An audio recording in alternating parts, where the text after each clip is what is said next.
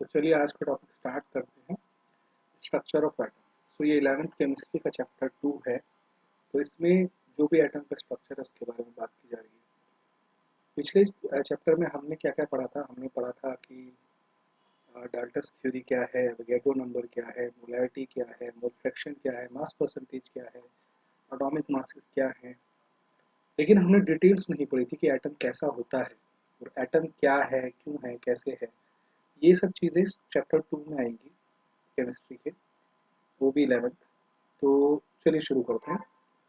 तो सबसे पहली जो चीज़ है, एक बहुत फेमस कोट लिखा हुआ है चैप्टर 2 में कि जो हमारी एलिमेंट्स हैं उनका जो केमिकल बिहेवियर है बहुत ही ज़्यादा अलग है। इतनी ज़्यादा डाइवर्सिफाइड है वो कि हमको उनके अगर स्ट्रक्चर्स में कुछ डिफरेंस निकालना है तो हमको उनके इंटरनल स्ट्रक्चर्स के बारे में बात करनी पड़ेगी। इंटरनल स्ट्रक्चर्स का मतलब क्या है, किस तरीके से एटम्स हैं, किस तरीके से एटम्स काम कर रहे हैं। तो मैं यहाँ पे ग्रीन पेन इस्तेमाल करूँगा। तो हमने पिछले टॉप चैप्टर में पढ़ा था डाल्टन्स एटॉमिक थ्योरी। तो डाल्टन्स एटॉमिक थ्योरी क्या बोलती है कि एटम जो है सबसे छोटा पार्टिकल है। जिस अल्टीमेट पार्टिकल मतलब इससे नीचे नहीं जा सकते। अल्टीमेट मतलब सब हमने बहुत बिल्कुल जो सबसे स्मॉलेस्ट पार्टिकल अगर हम निकाल सकते हैं किसी भी एलिमेंट से या किसी भी मैटर से, तो वो एटम है।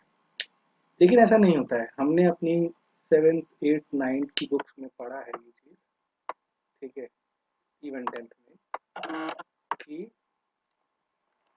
हमारा जो इलेक्ट्रॉन है, हमारा जो एटम जो होता है वो कंटेन करता है इलेक्ट्रॉन, प्रोटॉन एंड न्यूट्रॉन। यानी ये बात गलत है कि एटम ही सबसे छोटा पार्ट है मैटर का, उससे भी छोटे पार्ट पॉसिबल हैं। ठीक है।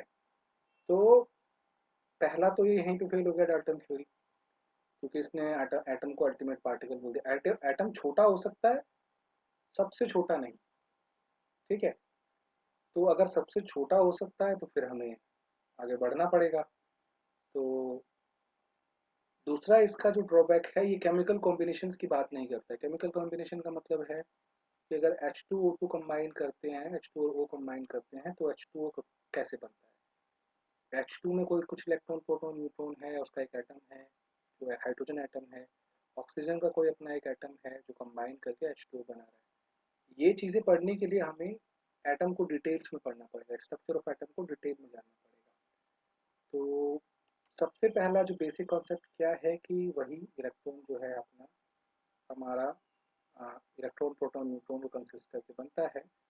और ये हमारा एक फंडामेंटल रूल होता है कि पॉजिटिव और नेगेटिव चार्ज अट्रैक्ट करते हैं, वो एक दूसरे को अट्रैक्ट करते हैं। और नेगेटिव नेगेटिव चार्ज एक दूसरे को रिपेल करते हैं। मतलब सेम चार्जेस जो रहेंगे वो रिपेल करते हैं, अपोजिट चार्जेस अट्रैक्ट करते हैं। अब अट्रैक्ट करते हैं, रिपेल करते हैं, उसका फोर्स क्या है, उस फोर्स को हम बोलते हैं इलेक्ट्रोस्टैटिक फोर्स। और वो किसके प्रोपोर्शनल होता है, वो डायरेक्टली प्रोपोर्शनल होता है चार्ज की। जो भी उन दोनों के ऊपर चार्ज है उसके प्रोपोर्शनल रहता है। और इन्वर्सली प्रोपोर्शनल होता है डिस्टेंस की। तो यानी अगर हम बोल दें कि हमारा इसका Q1 चार्ज है और Q2 चार्ज इस पे ये है, जो पॉजिटिव नेगेटिव कुछ भी हो सकता है, और इन दोनों को हमने एक r डिस्टेंस से सेपरेट किया हुआ है, तो हमारा फोर्स ये रहेगा। यानी इस फोर्सेस से वो एक दूसरे को अट्रैक्ट करेंगे, और अगर दोनों अगर सेम चार्जेस हैं तो इसी फोर्सेस से वो एक दूसरे को रिपेल करेंगे। तो और ये सिर्फ नेगेटिव चार्ज के लिए नहीं है, पॉजिटिव चार्जेस के लिए भी। अगर हमारे पास में पॉजिटिव चार्जेस होते तो वो भी एक दूसरे को रिपेल ही करते। तो ये बेसिक फंडामेंटल पढ़ लिया। अब हमें पढ़ना है कि कैसे कौन कौन से सब एटॉमिक पार्टिकल्स हैं जो हमें वो आए कैसे। भाई इलेक्ट्रॉन कैसे आ गया, प्रोटॉन कैसे आ गया, न्यूट्रॉन कैसे आ गया। तो मैं देखता हूँ कितना मैंने मतलब कौन कौन से पार्ट्स मैंने इंक्लूड किए हैं, वही हम आगे पढ़ेंगे। तो सबसे पहली जो है हमारी डिस्कवरी ऑफ इलेक्ट्रॉन है, कि इलेक्ट्रॉन को डिस्कवर कैसे किया गया, कि भाई इलेक्ट्रॉन नाम की कोई चीज है। तो क्या किया गया, इसको बोलते हैं cathode ray tube experiment. Cathode ray tube experiment में क्या करते हैं, एक वैक्यूम चैम्बर या कैथोड रे ट्यूब होती है जिससे हम एयर निकालते रहते हैं, या इसमें वैक्यूम क्रिएट करते हैं। वैक्यूम को कैसे इमेजिन करना है, कोई स्पेस जिसमें कोई भी गैस ना हो, कुछ भी ना हो, ना गैस ना लिक्विड, एकदम खाली। ठीक है।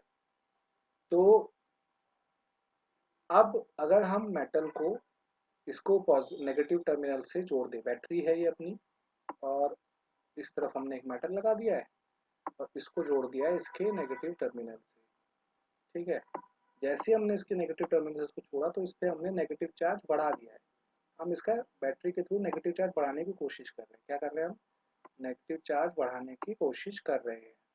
जैसे इस पे नेगेटिव चार्ज बढ़ेगा तो ये इलेक्ट्रॉन जो है यहाँ से निकलना स्टार्ट हो जाएंगे। अब इलेक्ट्रॉन निकलेंगे क्योंकि हमने एक इस दोनों साइड पे एक पॉजिटिव साइड बना रखी है, तो ये हमारा एक लो पोटेंशियल है, ये हमारा एक हाई पोटेंशियल है। तो इलेक्ट्रॉन जो है लो पोटेंशियल से हाई पोटेंशियल की तरफ चलेंगे। अब अगर हाई पोटेंशियल की तरफ चलेंगे तो ये यहाँ पे स्ट्राइक करेंगे, यहाँ पे स्ट्राइक करेंगे। जैसे ये स्ट्राइक करेंगे, इसकी इस स्ट्राइक से एक, क्या बोल सकते हैं, एक तरीके का फ्लोरोसेंट होगा। फ्लोरोसेंस का मतलब क्या होगा? एक टकराने से एक इमेज बनेगी, या फिर एक बोले कि एक कलर चेंज होगा। फ्लोरोसेंस बेसिकली एक शाइन होती है। ठीक है। Fluorescent material type, fluorescent material मतलब एक शाइन टाइप डेवलप होगी। तो जितनी बार भी इलेक्ट्रॉन इससे टकराएगा, कोई भी इलेक्ट्रॉन अगर यहाँ पे आ रहा है तो ये इसमें फ्लोरोसेंट करेगा। ठीक है। तो अब इससे हमें क्या पता चला? इसमें बहुत सारे एक्सपेरिमेंट किए गए। पहला एक्सपेरिमेंट क्या था कि इस मेटल को चेंज किया गया, कि हम कोई डिफरेंट डिफरेंट बहुत अलग अलग तरीके के मेटल ले लेते हैं और उसके इलेक्ट्रॉन के बारे में स्टडी करने की कोशिश करते हैं। ठीक है। तो अगर हम इलेक्ट्रॉन के बारे में स्टडी करने की कोशिश करते हैं तो हमने देखा कि मेटल को चेंज करने से इसमें इस इलेक्ट्रॉन की जो भी हम ये देख रहे थे, जो भी हम स्टडी कर रहे थे, उसमें कुछ चेंज नहीं आया। तो ये पता लगा कि जो इलेक्ट्रॉन जो है ना, इलेक्ट्रॉन एटम में है, लेकिन वो एक फ्री स्पेस में है जो इजिली निकल पा रहे हैं। बहुत लो पोटेंशियल्स पे भी ये निकल पा रहे हैं। जैसे जैसे हम इसका नेगेटिव पोटेंशियल्स बढ़ा रहे थे, वो इलेक्ट्रॉन निकल रहे थे, और ये इंडिपेंडेंट था कि किस तरह का मेटल हम इस्तेमाल कर रहे हैं। हाँ, देर इज ए समथिंग, हम जिसको बोलते हैं थ्रेशोल्ड वैल्यू, उससे ऊपर देना पड़ता है, लेकिन इलेक्ट्रॉन निकल रहे थे। तो इससे क्या कंक्लूजन मिला कि इलेक्ट्रॉन एक one of the basic constitute है एटम का, सभी एटम्स का। कोई भी, चाहे तुम एक मेटल कॉपर के बदले सिल्वर ले लो या हाइड्रोजन ले लो, कुछ भी ले लो, लेकिन सिल्वर हाइड्रोजन मेटल नहीं होता है, लेकिन कॉपर के बदले कुछ और तरह का मेटल ले लो, इलेक्ट्रॉन निकलेंगे ही निकलेंगे। यानी हर मेटल के अंदर या हर एटम के अंदर इलेक्ट्रॉन होते हैं। तो पहला इलेक्ट्रॉन ऐसे डिस्कवर हुआ। नेक्स्ट क्या चीज हुई कि अब हमें इलेक्ट्रॉन के एट्रीब्यूट्स पढ़ने हैं। एट्रीब्यूट्स क्या क्या होते हैं? एट्रीब्यूट्स का मतलब होता है कि उस पे चार्ज क्या था, उस पे मास का मास क्या है। तो इसको करने के लिए क्या किया गया? हमें ये पता है कि भाई इलेक्ट्रॉन को हमने वही कैथोड रे ट्यूब निकाली है और इसको नेगेटिव पोटेंशियल से किया, तो यहाँ से इलेक्ट्रॉन निकलेंगे, इसकी तरफ अट्रैक्ट होंगे। फिर ये जो भी इलेक्ट्रॉन यहाँ से इससे निकल के जो भी पास हो रहे हैं, इसमें क्या करेंगे हम? इसमें इसको मैग्नेटिक फील्ड की तरफ करेंगे। तो ये मैग्नेटिक फील्ड जो है, जो भी नेचर ऑफ द पार्टिकल है उसके हिसाब से उसको डिफ्लेक्ट कर देगी। कभी किसी को बिना डिफ्लेक्ट करके निकल जाएगी, कभी किसी को बिना मतलब कुछ डिफ्लेक्शन करके ऊपर हो जाएंगे, कुछ डिफ्लेक्शन करके नीचे हो जाएंगे। ठीक है। तो इससे क्या पता लगा कि हमारा कुछ पार्टिकल्स जो हैं डिफ्लेक्ट हो रहे हैं, और यहाँ पर कुछ डिफ्लेक्शंस हम देख पा रहे हैं। और वो किसकी वजह से हो रहा था? मैग्नेटिक फील्ड की वजह से। जैसे हमने इलेक्ट्रॉन को मैग्नेटिक फील्ड में डाला। ठीक है। अब एक्सपेरिमेंटल डिटेल्स इसकी बहुत कॉम्प्लिकेटेड हैं, लेकिन जिस इससे इतना पता चलता है कि इलेक्ट्रॉन और मतलब इलेक्ट्रॉन का जो चार्ज है और उसका जो मास ऑफ इलेक्ट्रॉन है, उसका रेशियो ये है 1.758820 10 to the power 11 coulomb kg-1। तो अगर ये उसका मतलब E into M E ratio है, तो नेक्स्ट एट्रीब्यूट हमें क्या चाहिए? हमें चाहिए चार्ज। तो हम अब हमें इनके इंडिपेंडेंट एट्रीब्यूट्स भी चाहिए कि इलेक्ट्रॉन पे चार्ज क्या है और मास ऑफ इलेक्ट्रॉन क्या है। इसके लिए एक और एक्सपेरिमेंट हुआ जो रदर जो मुझे लगता है कि मिल्कन ने किया था। मिल्कन ने क्या किया कि एक ऑयल ड्रॉप मेथड डेवलप किया। इसकी डिटेल्स आप खुद पढ़ सकते हैं, ज़्यादा डिटेल्स आपसे पूछी भी नहीं जाती हैं, लेकिन ऑयल ड्रॉप एक्सपेरिमेंट रहता है। और इससे इन्होंने चार्ज निकाला इलेक्ट्रॉन पे और बोला कि इलेक्ट्रॉन पे जो चार्ज है वो 1.6 10⁻⁹ कूलम है, अगर मतलब अप्रोक्सीमेट नंबर देखा जाए। एग्जैक्ट वैल्यू ये है, एग्जैक्ट वैल्यू 1.602176 10⁻⁹ कूलम है। और हमें चार्ज मिल गया था और E into M E ratio हमको पहले ही मिल चुका था। अगर हमने इन दोनों का रेशियो लिया तो हमें मास ऑफ इलेक्ट्रॉन मिला। तो मास ऑफ इलेक्ट्रॉन कितना आ गया अपना 9.1094 10⁻⁻31 kg। तो अगर इतना उसका मास है तो ये देखो कितना छोटा है, कितना इसका साइज बिल्कुल मतलब कुछ है ही नहीं। लेकिन फिर भी इसका अपना एक फिजिकल, क्या बोलेंगे, इसकी अपना, इसका एक अस्तित्व है, अपना एक वजूद है। ठीक है, मास है तो वजूद हो गया ना, क्योंकि मैटर्स तो वैसे डिफाइन करते हैं ना, जिसके पास मास है, जिसके पास डेंसिटी है, जो भी है, मास कम होने की वजह से उसकी डेंसिटी भी कम है, लेकिन मास तो है, यानी इसको हम इग्नोर नहीं कर सकते। तो स्ट्रक्चर्स ऑफ एटम में सबसे जो पहला कंस्टिट्यूट पार्टिकल है वो है इलेक्ट्रॉन, और उसका चार्ज कितना होता है 1 to the power 1.6022176 10⁻⁻19 coulomb. Coulomb charge की यूनिट होती है। और ये अपना E into M E ratio है, और अपना जो मास ऑफ इलेक्ट्रॉन है वो ये है। नेक्स्ट हमारा जो एक्सपेरिमेंट हुआ वो हुआ प्रोटॉन के लिए। अब प्रोटॉन के लिए भी सिमिलर काइंड ऑफ एक्सपेरिमेंट हुआ, लेकिन इस बार मॉडिफाइड कैथोड रेज थी। मॉडिफाइड कैथोड रेज उनको बोल सकते हो। वो नेगेटिव चार्ज की जगह पॉजिटिव चार्ज रेज थी। तो सभी सेटअप्स ऑलमोस्ट सेम था, लेकिन बस पोटेंशियल्स अलग अलग थे। अगर थोड़ा अगर पिक्चर देना चाहूँ तो यहाँ पे इस बार एक पॉजिटिव चार्ज कुछ रहेगा, सपोज इसको हम उल्टा कर देते हैं। इस बार ये हमारा पॉजिटिव हो जाएगा, ये हमारा नेगेटिव हो जाएगा। ठीक है, और यहाँ से हमारे पॉजिटिव चार्ज पार्टिकल निकलेंगे, बस मैं कलर कर दे रहा हूँ, और यहाँ पर ये अट्रैक्ट होगा और सेम ही चीज करेगी। इस बार ये कैथोड हो जाएगा, ये वाला उल्टा वाला एनोड हो जाएगा। मतलब यहाँ पर कैथोड जो होगा पॉजिटिव हो जाएगा, यहाँ पे एनोड नेगेटिव हो जाएगा। सेम ही चीज है, इसलिए इसको मॉडिफाइड कैथोड रेज बोला। तो अब इसमें क्या क्या हमारे एक्सपेरिमेंटल ऑब्जर्वेशंस थी। पहले ऑब्जर्वेशंस ये थी कि पिछले वाले जो हम इलेक्ट्रॉन निकाल रहे थे वो नेचर ऑफ द मटेरियल पे नहीं डिपेंड कर रहा था, लेकिन ये हाईली डिपेंडेंट था नेचर ऑफ द मटेरियल पे। जिस तरह के गैस आयन प्रोड्यूस हो रहे थे उसमें, उसके उसके नेचर पर बहुत ज्यादा वो डिपेंडेंट था। सेम उसका अगर आप बोले जाएंगे कि मतलब कि वो किस तरह का आपका मतलब, क्या बोलूं, न्यूक्लियस किस तरीके का उस पर डिपेंड कर रहा था। तो इससे हमें पता ये चीज चली कि इसका जो बिहेवियर है बिल्कुल अपोजिट है। मतलब अपोजिट मतलब ये पॉजिटिवली चार्ज है, और ये नेचर ऑफ द मटेरियल पे भी डिपेंड कर रहा है। यानी ये इलेक्ट्रॉन की तरह फ्री नहीं है। प्रोटॉन जो है इलेक्ट्रॉन की तरह फ्री नहीं है, वो कहीं ना कहीं बाउंड हो रखा है। तो जो सबसे जो छोटा या सबसे पतला पॉजिटिव या सबसे हल्का लाइटेस्ट पॉजिटिव आयंस आया था वो हाइड्रोजन एटम का आया था। और वो हम जानते हैं कि हाइड्रोजन सबसे छोटा एलिमेंट है हमारी पीरियोडिक टेबल में, जो पीरियोडिक टेबल आप नेक्स्ट चैप्टर में पढ़ने वाले हैं। तो उसको नाम दिया गया प्रोटॉन। Electron, proton. एक और पार्टिकल था जो था न्यूट्रॉन, उस पर कोई चार्ज नहीं था। उसका एक्सपेरिमेंट कैसे है ये आपका होमवर्क है, आप देख सकते हैं, आपको मिल जाएगा बहुत इजीली।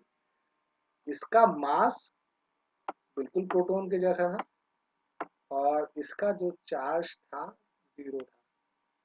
तो अब इसको इमेजिन करिए कि हमारे पास तीनों जो पार्टिकल हैं एटम के वो हमको मिल गए। क्या मिल गए कि भाई इसका जो मतलब हमारे पास चार्ज हमको चाहिए या हमें मास चाहिए, हमें तीनों पार्टिकल मिल गए। तो एक कुछ भी स्टार्ट करने से पहले मैं थोड़ा सा बता देता हूँ कि क्या कैसे रहता होगा हमारा जो हमने पढ़ा है केमिस्ट्री में 10th 9th में। तो हमारे पास न्यूक्लियस होता है जिसमें न्यूट्रॉन और प्रोटॉन होते हैं।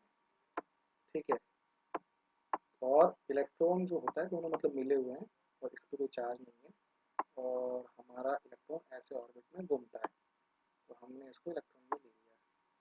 ठीक है, तो अगर भाई न्यूक्लियस पे कोई चार्ज ही नहीं है तो इलेक्ट्रॉन को प्रोटॉन के अंदर घुस जाना चाहिए था, क्योंकि हमने पहले ही फंडामेंटल बोला था कि जो अनलाइक चार्जेस होते हैं वो रिपेल करते हैं एक दूसरे को, अट्रैक्ट करते हैं, तो घुस जाना चाहिए था, लेकिन ऐसा होता नहीं है। इसका फंडामेंटल रीजंस होती है न्यूक्लियर फोर्सेस। क्या बोलते हैं? Nuclear forces. न्यूक्लियर फोर्सेस कैसे हैं? अब हमारे पास तीन पार्टिकल हैं। कैसे हैं? एन, पी, ई। तो इसका इलेक्ट्रॉन के साथ में भी रहेगा, ठीक है। न्यूट्रॉन का इलेक्ट्रॉन के साथ में भी रिपल्सिव, वो एक न्यूक्लियर फोर्स रहेगी। और मतलब मैं इसको ऐसे लिख देता हूँ, ऐसे ही लिख देता हूँ, प्रोटॉन का इलेक्ट्रॉन के साथ में, इलेक्ट्रॉन का न्यूट्रॉन के साथ में, ठीक है। इसके बाद में न्यूट्रॉन का न्यूट्रॉन के साथ में भी रहेगा, इलेक्ट्रॉन के साथ में भी रहेगा। ये हमारे दो सेम पेयर हो जाएंगे, मतलब हमारे पास कॉम्बिनेशन हम बना रहे हैं। तो जो शील्डिंग फोर्स है, हमारे पास शील्डिंग फोर्स कौन सी है? जो न्यूक्लियस और प्रोटॉन की शील्डिंग फोर्स है, मतलब न्यूक्लियस इलेक्ट्रॉन का भी फोर्स हो सकता है। तो ये ध्यान रखो, जो फोर्स न्यूक्लियर फोर्सेस इसके अंदर बन रही है, वही फोर्स जो है, वही फोर्सेस इसको अंदर घुसने से रोक रही है। ये इसको इतना ज्यादा रिपल्शन दे रही है न्यूक्लियर फोर्सेस कि इलेक्ट्रॉन घुस ही नहीं सकता उसके अंदर। तो ये एक फंडामेंटल चीज है कि इलेक्ट्रॉन अंदर नहीं घुसता, उसका रीजन होता है न्यूक्लियर फोर्सेस। जो न्यूक्लियस से ओरिजिनेट होने वाली न्यूक्लियर फोर्सेस हैं, वो इलेक्ट्रॉन को अंदर नहीं आने देती है। तो सबसे पहला जो मतलब एक इसके जैसा नहीं, लेकिन एक इमेजिनेशन पे एक काम करके थॉमसन ने काम किया। उसने बोला कि हमारा जो एटम है ना, वो एक तरबूज की तरह है, ठीक है। तो तरबूज कैसा होता है कि तरबूज में, हमारा एक तरबूज होता है, तरबूज में बीज होते हैं। तो सेम ही कॉन्सेप्ट पे उसने बोला कि हमारा एक पॉजिटिव चार्ज तरबूज है, उसके अंदर जो इलेक्ट्रॉन है बीज की तरह है। अब इससे क्या होगा कि इलेक्ट्रॉन को एकदम घुसा दिया उसने ऊपर, मतलब ऐसा लग रहा था जैसे इलेक्ट्रॉन अंदर घुसे पड़े हैं। तो ऐसा तो नहीं हो सकता। तो थॉमसन का ये ऑब्जर्वेशन थोड़ा, मतलब ऑल्दो ये एक एटम की बेसिक फीचर्स को कर रहा था कि एटम्स क्या होता है, इलेक्ट्रिकली न्यूट्रल होता है। एटम जो होता है, एटम इज ए न्यूट्रल, क्योंकि नंबर ऑफ प्रोटॉन और इलेक्ट्रॉन सेम, मतलब इन दोनों प्रोटॉन और इलेक्ट्रॉन का जो सम होता है वो मतलब प्रोटॉन और इलेक्ट्रॉन का नंबर सेम होता है। तो जितना पॉजिटिव चार्ज है उतना नेगेटिव चार्ज है। इस फीचर्स को ये ले रहा था, लेकिन बाकी सब फीचर्स इसमें बिल्कुल भी नहीं थे। और कहानी ये थी कि भाई इतना, दोनों का अगर साइज को देखा जाए, इलेक्ट्रॉन और प्रोटॉन के साइज में, तो इन दोनों के साइज में ऑलमोस्ट 10⁴ का फर्क है।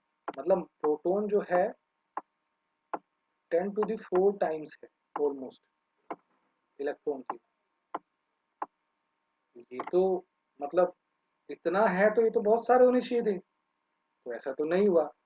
तो इसके लिए फिर एक अल्टरनेट थ्योरी डेवलप हुई। जो अल्टरनेट थ्योरी क्या थी, उसने मतलब इस फीचर्स को हम ना करके दूसरा उसने तरीका बोला कि ठीक है भाई, अभी हम एक्सेप्ट कर लेते हैं, आगे बढ़ेंगे, सीख लेंगे थोड़ा थोड़ा आगे आगे करके।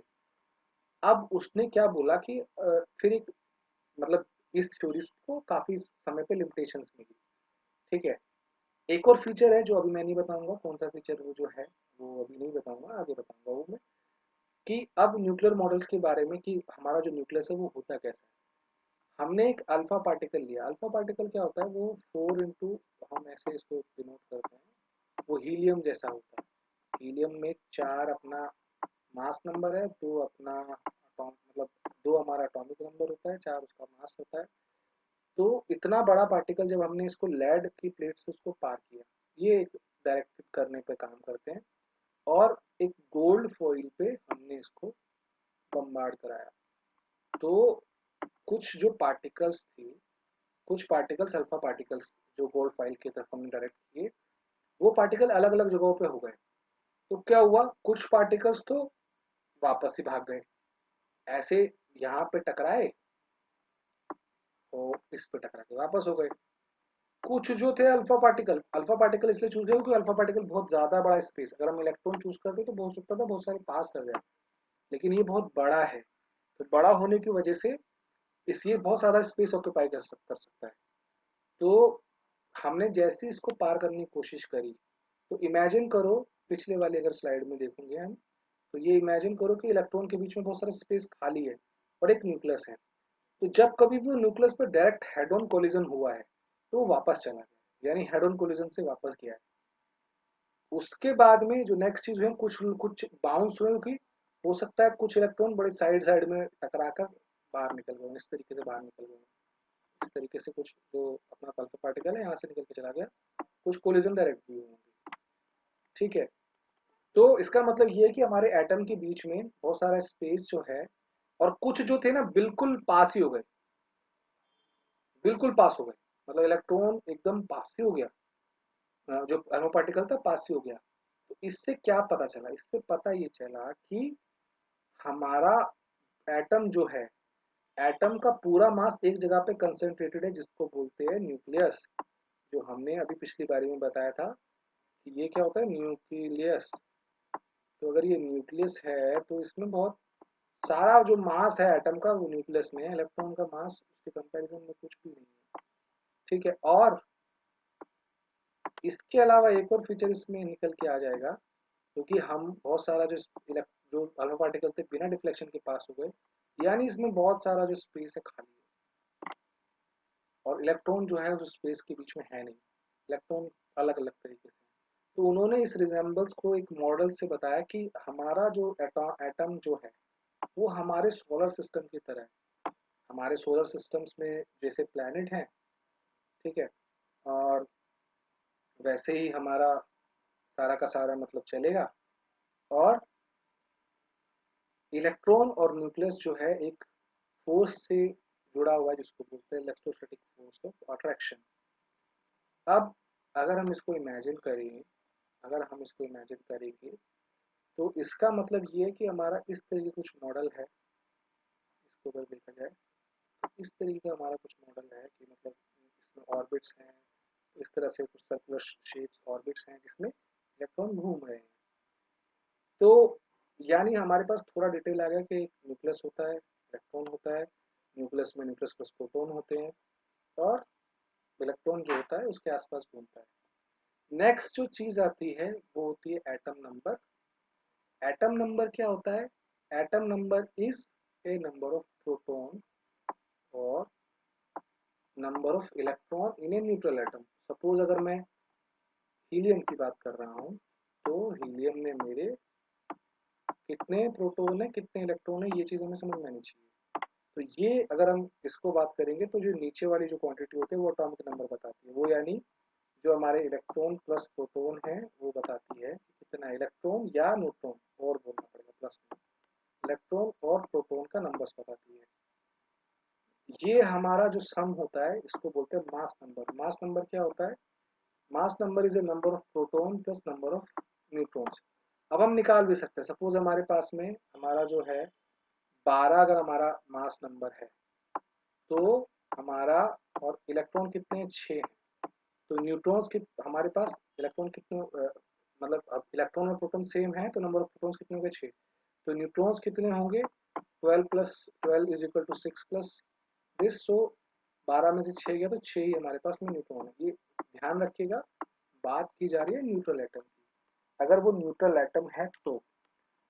इसी तरीके से हमारी दो कैटेगरी बनती है, आइसोटोप्स और आइसोबार्स।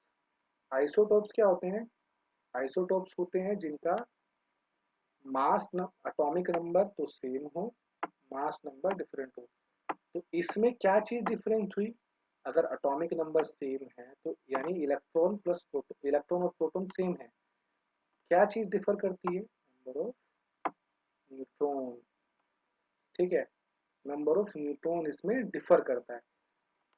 एक और पिक्चर से आप देख सकते हो कि कार्बन के 3 आइसोटॉप्स होते हैं, कार्बन 12 13 और 14। तो इसमें देखिए कि नंबर ऑफ जो मतलब आप अगर बात करेंगे तो इसमें नंबर ऑफ जो इलेक्ट्रॉन्स, मतलब अगर तुम बात करोगे तो सब केसेस में न्यूट्रॉन्स बढ़ेंगे। ठीक है, इसका 12 कैसे हुआ, 6 प्लस 6, मतलब 6 न्यूट्रॉन 6 प्रोटॉन, इसकी वजह से इसका 12 मास नंबर है। अब इसका 13 कैसे हुआ मास नंबर, इसमें प्रोटॉन तो सेम है लेकिन एक न्यूट्रॉन एक्स्ट्रा है। आइसोटॉप्स को हम कैसे डिफाइन कर सकते हैं, जिनका एटॉमिक नंबर तो सेम हो लेकिन मास नंबर डिफरेंट हो। मास नंबर डिफरेंट कैसे होगा, नंबर ऑफ न्यूट्रॉन्स की वजह से। दूसरा कॉन्सेप्ट क्या है, आइसोबार्स। आइसोबार्स क्या होते हैं, आइसोबार्स होते हैं कि इस बार हमारा मतलब बाहर जो हमारा जो है mass, atomic mass, mass number same है, ठीक है, मास नंबर हमारा सेम होना चाहिए अगर हम 40-40 देखें, लेकिन हमारे नंबर ऑफ जो इलेक्ट्रॉन या नंबर ऑफ प्रोटॉन्स हैं वो डिफरेंट है। अब नंबर ऑफ प्रोटॉन्स अगर हमारे डिफरेंट हैं तो हमारा प्रोटॉन डायरेक्टली इफेक्ट करता है किसको, ये एटॉमिक नंबर डायरेक्टली इफेक्ट करता है नंबर ऑफ प्रोटॉन्स को। तो हमारा न्यूक्लियस के अंदर जो भी चीजें हो रही हैं उसमें आपको देखना पड़ेगा। देखिए अगर हम 40-18 की बात करें तो हमारे पास में 18 प्रोटीन प्रोटोन है और 22 हमारे पास में वो है। सेम चीज तरीके से अगर आप 40 और 19 की बात करें पोटेशियम की, तो इसमें हमारे 19 प्रोटॉन है, 21 न्यूट्रॉन है। ये आप निकाल भी सकते हैं, तो उसी तरीके से जैसे आपको बोला गया है।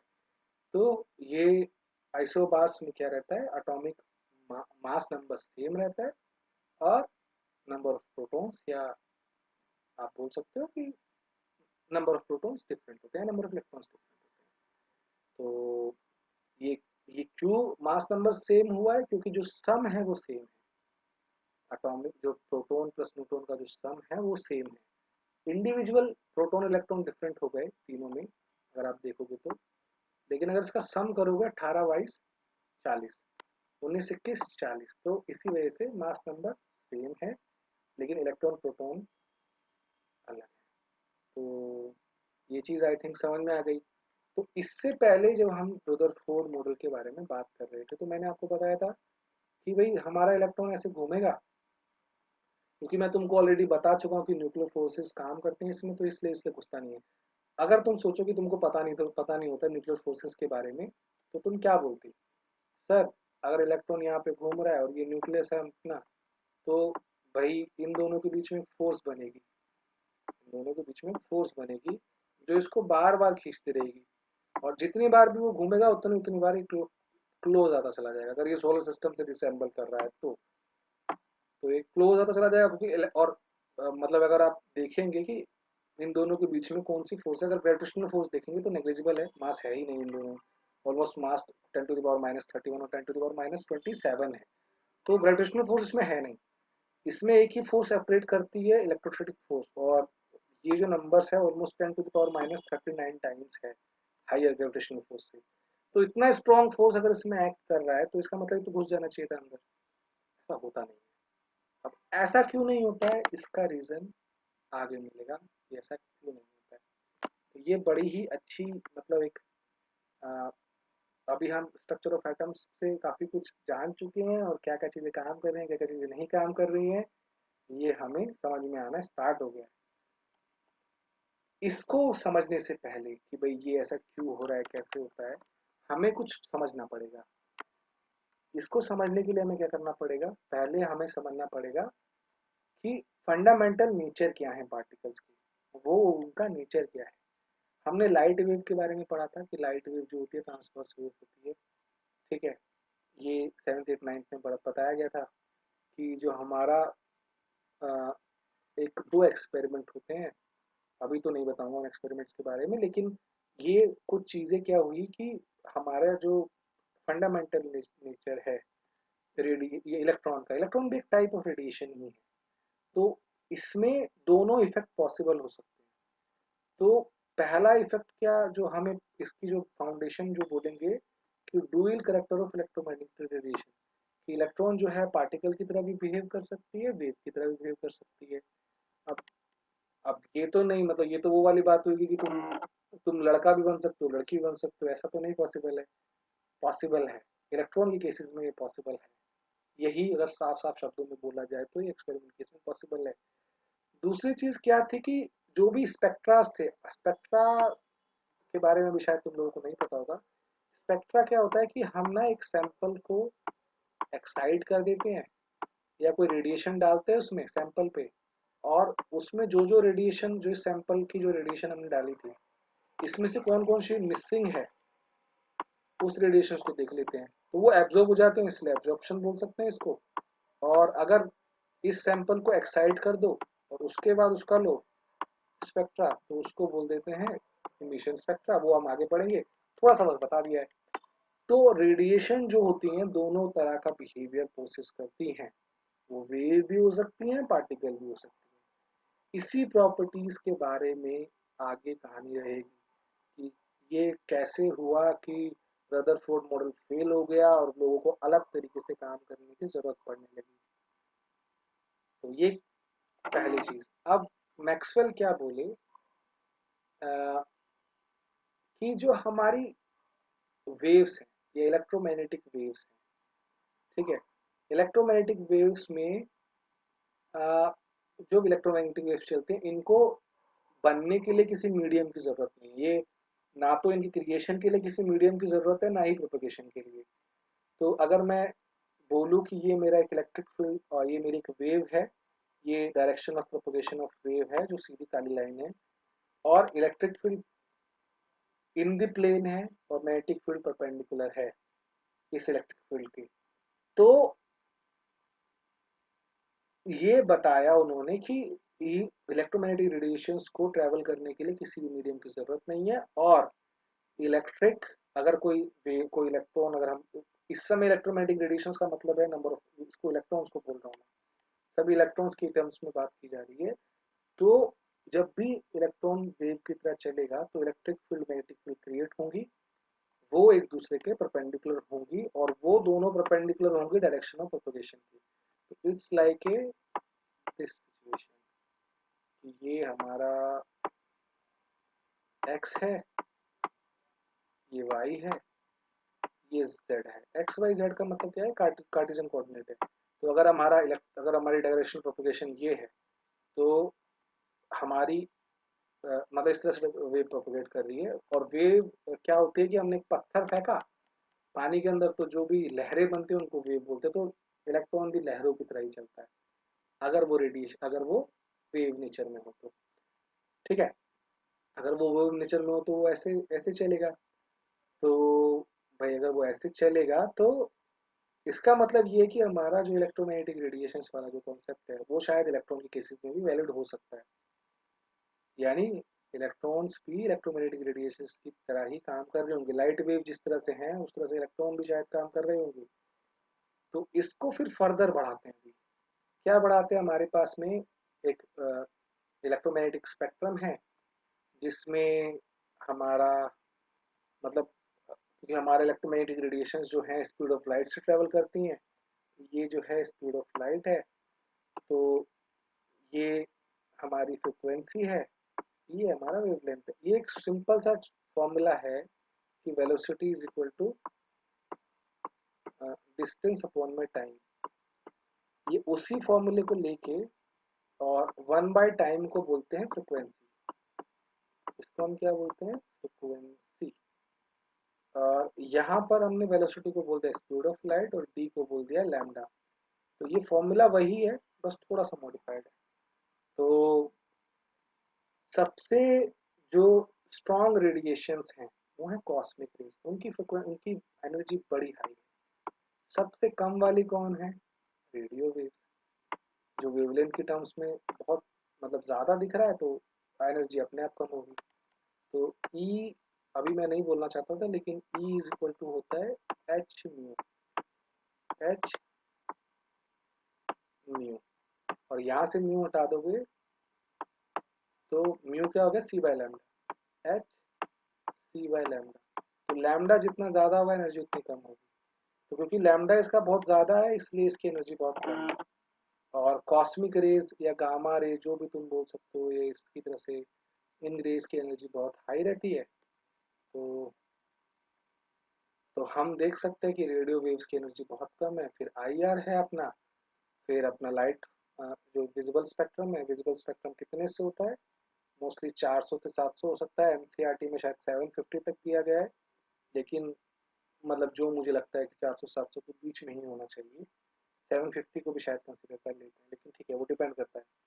तो किस तरह का कौन कौन सी बुक क्या फॉलो कर रही है, लेकिन मैं एक्सपेरिमेंट कर चुका हूँ तो मैं बता सकता हूँ कि 750 तक जाता है, ठीक है। तो यूवी इसके बाद में आएगा, एक्सरे इसके बाद में आएगा। तो बहुत अच्छे तरीके से हमारे पास में कितनी सारी इलेक्ट्रोमैग्नेटिक रेडिएशन, कितनी तरह की इलेक्ट्रोमैग्नेटिक रेडिएशन है। तो जैसे ही हमारा इलेक्ट्रोमैग्नेटिक रेडिएशन वाला कॉन्सेप्ट आना स्टार्ट हो गया, हमारे पास में वेव नेचर स्टैब्लिश हो गया कि हमारा रेडिएशंस का वेव नेचर हो सकता है, यानी ये चीज इलेक्ट्रॉन के केसेस में भी वैलिड हो सकती है। तो सबसे जो अब हमारे चार इफेक्ट हैं, चार, जब ये सब हो रहा था तो क्लासिकल फिजिक्स इस्तेमाल करके, जो आप 11th में पढ़ने वाले हो, उसको एक्सप्लेन करके सब कुछ डिफाइन हो रहा था। लेकिन बस ये चार एक्सपेरिमेंट्स जो थे, ये बिल्कुल किसी को समझ में नहीं आ रहे थे कि ऐसा क्यों हो रहा है। क्या था ब्लैक बॉडी रेडिएशन?